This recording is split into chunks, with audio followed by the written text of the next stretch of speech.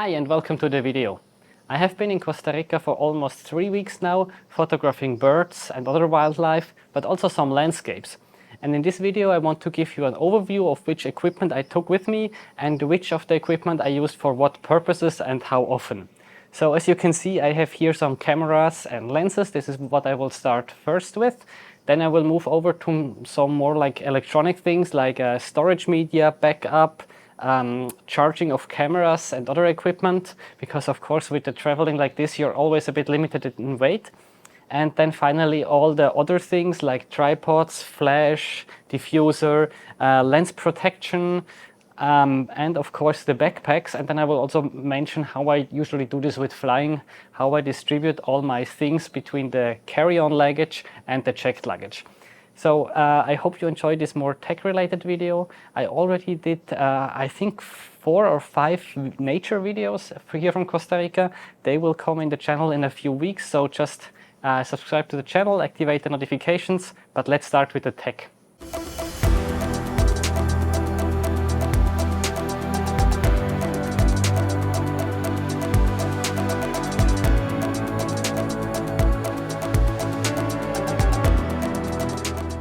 Let's start with the big lens here. It's the RF 600mm f4 and it was by far the most used lens on this trip. I think I took probably around 90% of my pictures with this lens.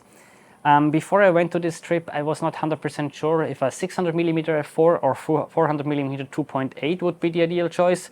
Obviously, I own this lens. I bought it 2 months ago, but there would maybe have also been the option that I could have used a 400 2.8 from Canon or Nikon. So if I have had the choice, if I could choose between the two, which one would I take?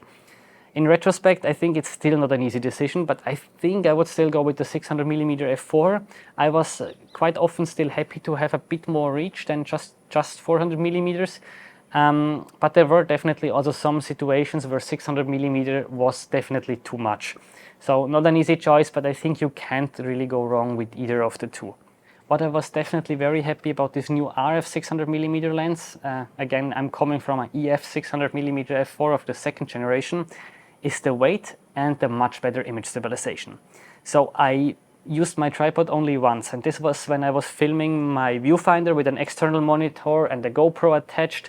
And then with Canon you kind of cannot use the viewfinder anymore. You need to use the external monitor for taking pictures. So this doesn't really work well with the tripod. But otherwise, even if I was at feeders, I was using it handheld just because I was made more flexible to move around. And it was really amazing. I managed shutter speeds of 1/30th of a second handheld. So definitely very happy with this. On the back you can see the Canon EOS R5. I've owned this camera since 3 years now, and overall I'm very happy with this, and especially with this combination. In some cases 600mm was still a bit short for some more shy birds, or just in situations where I could not get physically closer because there was a water body in front of me, or maybe a field that I could not walk through. And then I also used the RF 1.4 extender, giving me effectively an 840mm f5.6. I'm not sure, I think I used this maybe for 10, maximum 15% of the images. Most of the time 600mm was really enough. I also brought the RF 100 to 500mm lens. This was mostly attached to my second R5 that is filming me right now. And I think this would be a good moment to point out that we were actually 2 people on this trip and we kind of shared the equipment. So usually the R5 and 100 to 500 was not used by me, so I just used this for a couple of shots. If I needed less focal length, I was usually using the RF 70 to 200mm f2.8. This is not my lens. I borrowed this from Canon. I have an old EF 70 to 200mm 2.8, but it's a bit heavier, it's a bit longer, and since weight was a bit a problem with this trip, I got this RF version for this month, and it's currently mounted on the Canon EOS R10. And in fact I was mostly using it on the R10 because then it gives me an effective 110 to 320mm. And if this is too short, I can use the 600mm f4, so that's kind of a nice combination. And in this sense, I almost found it a bit more versatile and nicer than the 100 to 500 because it's again a bit lighter, a bit more compact. It offers this f2.8. On some rare occasion, I was also mounting it on my other R5. But if you don't have a super telephoto lens like a 400 to 8, 500 f4 or 600 millimeter f4, I think the RF 100 to 500 millimeter lens is the way to go. I've used it in Singapore in the rainforest and was very happy with the results. Of course, f7.1 is sometimes a bit trickier to work with, but for small birds, I usually need to stop down on the big lens anyway, because f4 gives me too little of a depth of field. The depth of field is too shallow. It's nice for herons, some other waders, bigger birds. I often use it at f4, but for smaller birds, I anyway stop this down a bit at least as well, at least until f5 usually. So here you can still get some quite nice shots. And to finish up with the R10, I also used it mostly for filming myself for my YouTube videos. Coming to a bit shorter focal length, the RF 100mm 2.8 macro lens. So I use this mostly for insects, small frogs, some reptiles. Yeah, I think that's it. During day and night, it was giving me some nice results. I already published a review of this lens. This one as well is not mine, it's from Canon. I have a 150mm Sigma macro, but the autofocus is not as good and it's heavier and the image stabilizer is not so good. So really thanks Canon that I could use this lens. Even shorter, the 50mm 1.8. In fact, I think I did not use this one at all. I was planning to use it a bit for the filming, for my YouTube videos with the R5, but in the end I used the R10 for filming, and there the 50mm is too much because of the crop factor, so there I used the 35mm. So I put the lens cap here as a reminder that I also have a 35mm 1.8, but at the moment it's filming me, so I cannot show it to you. And that's a lens I was very happy that I brought because it has some macro capabilities. Of course, you don't have a 1:1 or 1.4:1 magnification as with this lens, but you can get very close and still get a quite big magnification. And this was useful if I wanted to show a bit more of the environment. I used it for some of these Honduras tent making beds, the Honduras white beds, I think they're called.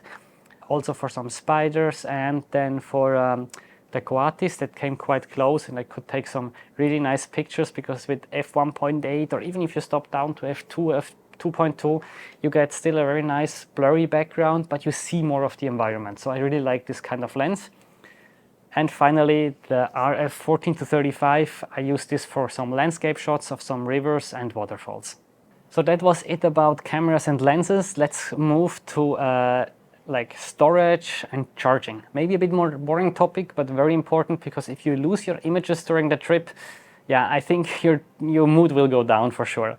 So what I use for quickly copying the pictures and sorting them, I don't do a lot of editing on these trips because I just want to spend as much time as possible outside or doing videos and not spending too much time behind the computer. But I still prefer to get a quick overview to see if everything is okay, if I maybe need to change something, I have problems with a lens or something.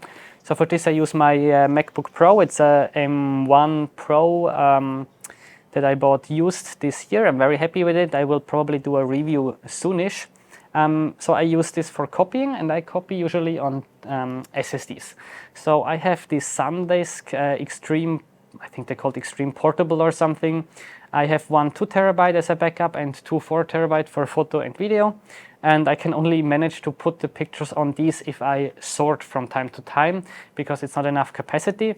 At the same time, I'm sometimes afraid I delete too much. So what I also have is a 5 terabyte hard drive. And here I just dump everything without sorting or anything, everything from the CF Express card, I dump on here and I never touch it again. So some problems with hard drives. First of all, be aware of the SanDisk drives. Mine work perfectly well, but I've seen firsthand with a newer one, I think the problem started in May 2023. I've seen firsthand the problem with a newer one, that it was just not recognizable anymore and all data were lost. So, and you can read a lot of this on the internet, that somehow since May 2023, there seems to be a problem with these things. Maybe it will be fixed over via firmware, we don't know. My old ones work well, but I think nowadays I would not trust these anymore, I would buy something else. Second problem, this 5 terabyte hard drive failed. I have no idea why, it just stopped working. Every, I don't know, 10th time I plug it, it's still recognized, but something seems to be wrong. I even formatted it in between. So I will send this back once I'm in Switzerland, but it's a good reminder to A, make backups, and second, bring more hard drives to your trip than you need. Just calculate that one will die and you maybe still want to copy things and have a backup. Okay, next point, the storage in the camera. So here I primarily use the CF Express cards. I have the ones from Wise, twice a 512 gigabyte, and I also have a 128 gigabyte SanDisk. I'm quite happy with this.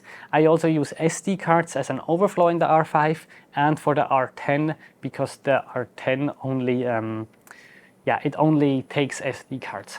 Here again, I would bring spare ones. I would prefer, if you're on a tight budget, for example, to buy rather 228 gigabyte cards than one 256. Just because, again, if one dies, you want to continue shooting. Worst case, you lose the images on this card, but at least you can continue shooting the next day. So get more than one. To copy the files, I use a CF Express card reader. For the SD files, my computer has an integrated card reader. I just didn't make good experiences with copying the files from the camera to the computer. Just because somehow all files that are bigger than 4 gigabytes, I mean, this affects video only, they somehow show up empty afterwards on the computer. So I had this at least sometimes with Mac and with Windows. I don't know why exactly. And also it drains the battery when copying, and it's slower than using a CF Express card reader, and it's significantly slower. I don't know why. So I would recommend using one of these. All my devices here work via USB-C, so I have like 4 or 5 USB-C cables with me.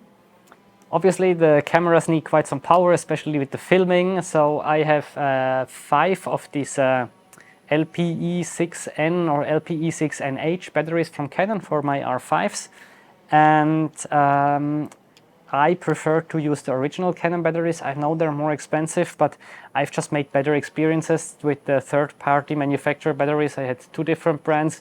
They stopped working after 2 or 3 years, even earlier when it was cold. And the Canon, even though I have one that is 5 or 6 year old, it's not having the same performance as in the beginning for sure, but it still works. So personally, I go with the original batteries. I have 3 of the R10 because they don't last very long and are a bit unreliable. And I only have 1 charger only for the R5 batteries. So what I do with the R10, and also when I'm on a shoot and I use 2 batteries or 3, is that I charge the R5, I charge 1 battery in here, and the other I charge over USB-C. So for this I actually bought a new power plug, or I don't know how it's called, a charging thingy that has 2 USB-C and 1 USB-A. The main reason was that the one of my MacBook it charges the MacBook much faster. I think it has 140 watts. This has only 60 watts, but this is about half of the size, if maybe even less than half of the size than the charger of this one, and it's also much lighter, and it has 3 plugs, whereas the original one only has 1. So it charges the laptop very slowly. So I usually charge the laptop just overnight because the battery life is very good on this one. And then during the day, I use it, for example, if I come home from a shooting, I plug one R5 here, the R10 on the second one, and I can use the lower one, the USB-A, for charging a phone. And then I can charge 3 devices in parallel, 1 extra R5 battery here. And for the whole trip, this was very good. It's very versatile. I can also quick charge 2 iPhones at the same time with the USB-C, or as I mentioned, use the USB-Cs for the cameras and charge the iPhone over the slower USB-A. Okay, let's move to the part of various things that I carry around with me. As I mentioned, the tripod that I basically never used, it's my smaller tripod, the Gitzo GT 2545 Traveler with the flex shooter above. So yeah, I used it for video otherwise, of course, but not much for photography. For some night photography, for macro, I used a flash. I also have a wireless trigger, but in the end I just used this quite long cable here. The flash is from Metz, a German company that unfortunately doesn't exist anymore. And since this light is a bit too harsh for shooting insects or frogs or whatever, I bought a small diffuser here that you can just put on the flash. It works for several models. It doesn't hold perfectly, so I think I would put some duct tape around, but I forgot the duct tape at home for some reason. So this worked quite nicely. It was like 20-25 bucks, so good investment for the trip. For the flash, I also took some flash brackets and a better beamer for taking pictures of birds. In the end, I didn't use it at all, so maybe I would not take it for another trip. I have here a small diffuser slash reflector with silver and gold. Also, I used it for a couple of macro shots, but not so many. I have a bigger one at home, but I thought for the jungle it would be nice not to carry a big one around. My recommendation for small things like this, always keep them in the backpack, otherwise you don't have them with you when you actually need them. Then here from Lens Aid, a German company, a nice little filter pouch that they gave to me. I should have invested in something like this years ago, because I was always carrying my filters in the original package, like a plastic box, which was a bit cumbersome and annoying and used more space and weight. This here is a model for 3 filters, so I have my polarizer filter, like a weak ND filter and a strong ND filter. I think for this trip I used the polarizer for sure, and once or twice the weak ND filter. Afterwards, for carrying around the equipment, for the R5 I used the Peak Design strap. I had before this MagPool version, but there you need kind of an L bracket or another lens plate that fits, and I don't always have a lens plate attached to my camera, so I actually prefer the Peak Design version. And for carrying the big 600mm f4, I used the lens carrier from Mr. Young Gear. I already presented this in another video. I'm not using it as often anymore now with the RF 600mm f4 as I was with my old EF 600mm f4, because the RF is much lighter. Still, if I go along the beach for maybe an hour or so, I don't want to carry it all the time in my hand, so that's quite a nice solution. Otherwise, I have some spare batteries for the flash and a charger that I don't have here. Also, small tripod for my phone if I want to film myself, but I wanted to bring this mainly to say that I'm not presenting here the filming equipment. Like, I also have a GoPro, I have of course microphones and so on. It's really about the photography. Then a first aid kit that luckily I didn't need, but I would take one with me just in case. Of course, this doesn't apply to Costa Rica only. Wherever you go, I think it's a smart idea to have at least some small things. A headlamp, which unfortunately the only device that doesn't charge via USB-C, and I forgot. So 2 days ago I ran out of power on this one, but it's fine, I'm not doing any night tours anymore. A small blower for removing dust on the lens. If this is not enough, I will maybe take a small a soft microfiber cloth that I have one from Canon, or you can also get them from different companies. To remove the dust. I try not to use the microfiber cloth too much, I prefer this one. And this can also be nice as a first step of sensor cleaning. I only need to clean the R5 sensor once with this. It was a very quick thing. However, if it would be worse, I also have a liquid cleaning set from Invisible Dust. Quite expensive, but very effective in my opinion. As I mentioned, so far I didn't need to use it. I just have here the fluid and I put 2 swabs. I hope this is I always assume this is enough for the trip, in an old filter package, because I don't want to bring a pack of 12 or something. For more outside dust, like on the lens or the camera, like some sand or dirt, I use a cheap toothbrush to get rid of it. And then finally, very good or important is a protection against rain, like a rain cover. This one I use for the 100 to 500 and the 70 to 200. And then for the 600mm f4, I prefer this one. This is from Tragopan, a company you might know for their camouflage blinds. It's a bit fancier, a bit heavier, but the nice thing is on the back you have a transparent part and a silicone thing where you can put the viewfinder through. So this takes maybe a few seconds longer to install properly, that this part also holds, but then you can still operate the camera nicely. You can see everything. You can even use the rear monitor. On the lower part it closes with magnets, so I'm quite happy with this solution. And I actually used it more against sand and mud than when I was taking pictures of shorebirds, than against the rain itself.